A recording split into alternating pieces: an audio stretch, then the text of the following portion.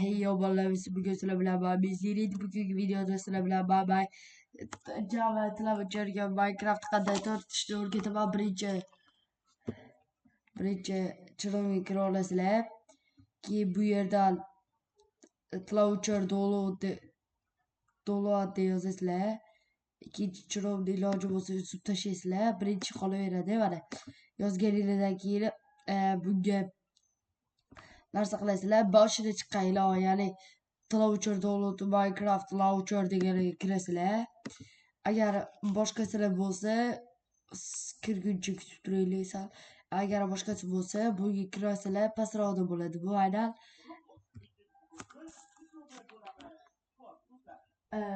agar bu sizlarda yo'q bo'lsa va tortishni o'rgatib qo'yaman. Mana belki o'zbekcha translate bo'lishi ishlaman. Mana Trak meniki bu. Birinchi turganiga bosmaysizlar. Bu skin shunaqalarga launcher eng yaxshi Minecraft launcher. Hozirgi kunda Minecraft eng yaxshi ishga tushirilgan ko'p emas, ammo ulardan mavjud launcher ulardan biri. Mana launcher yuklab olish. Bunaqa versiyalar avtomatik Windowsga olib ketadi. Shunga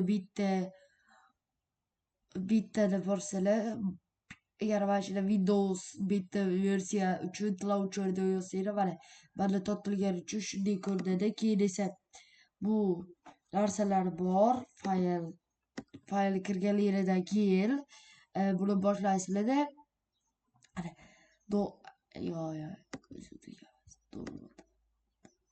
Mana Minecraft Illustrator 1911 bo'ladi. Agar mana shuni ustiga bosasizlarda bitta yuklab olasizlar. Keyin esa Minecraft 64K nimadir degan narsasi bor. Keyin uni yuklaysizlarda. Mana hozir yuklamalarimdan ko'rsatib qo'yaman. Mana yuklaysizlarda, mana bu modlari, mana Jure Windows shuni yuklashingiz kerak. Shu bilan shu ile keyingisini esa bu mana modlar bo'yicha kerak emas, bitta kerak. Mana bularni qo'yaverasizlarda. Keyin esa bularni ichiga bosganingizdan keyin avtomatik 1-2 soatdan keyin yuklab bo'ladi.